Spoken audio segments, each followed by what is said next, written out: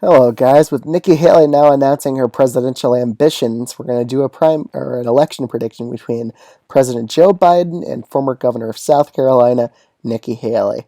Now, I really don't think she would have that much of a chance at beating Joe Biden. I just think she's too much of a neoconservative, and that really just doesn't work in American politics anymore. You have to be a more populist one, and I really think she would struggle in the Rust Belt because of that. So we're going to start off with these first few states here. Alaska would still be safe red. Neoconservatism actually appeals pretty decently to Alaska, so she would easily win that state.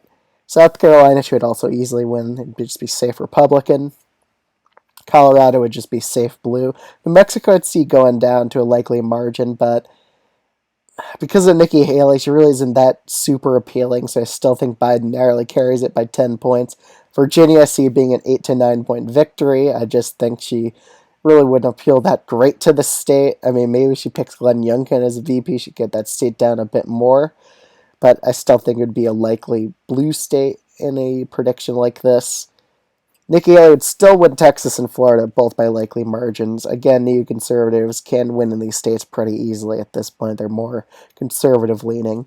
Iowa would still go for Nikki Haley by a likely margin, even though she isn't as populist as Trump or DeSantis. She would still carry Iowa just because they disapprove of Biden so much in this state. Nebraska's second, however, would still go to Biden by a likely margin. Just don't think she would appeal super well to that district.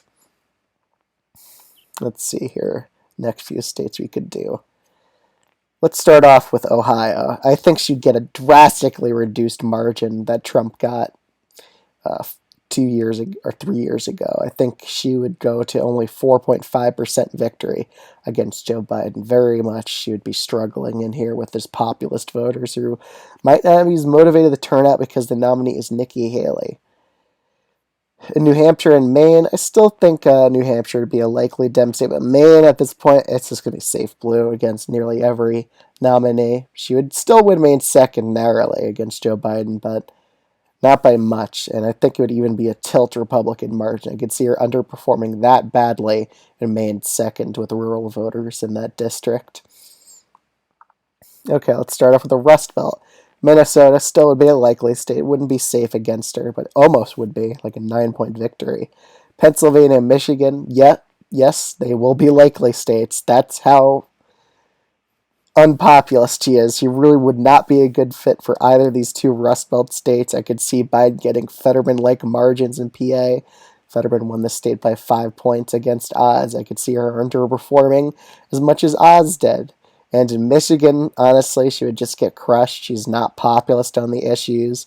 She's pretty much extremely economically right wing, and it really wouldn't fly that well with either of these two states. Even the state of Wisconsin would vote against her. Wouldn't be a likely margin, but it'd be about a 3 point margin.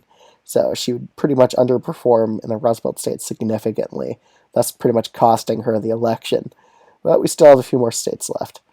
Nevada, I still think Biden would pretty much easily win this state. Same with Arizona as well. Biden probably carries it by 1.5 to 2%. I just see Arizona getting more and more Democratic from every election cycle now. It's probably going to be more Democratic than Arizona or Nevada in the next presidential election. Could see that occurring. In Georgia and North Carolina, though, these are the two states that honestly she would probably do slightly better than Trump in. Just because North Carolina, South Carolina, they're right next to each other. Could see her having better home region appeal here.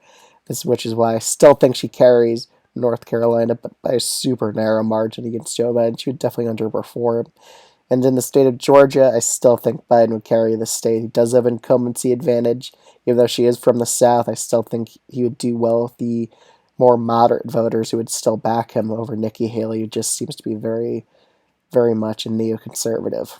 But yeah, that's my election prediction. She underperforms in the Rust Belt and loses the election. Let me know what you think of this video in the comments below, and I'll see you guys in the next one.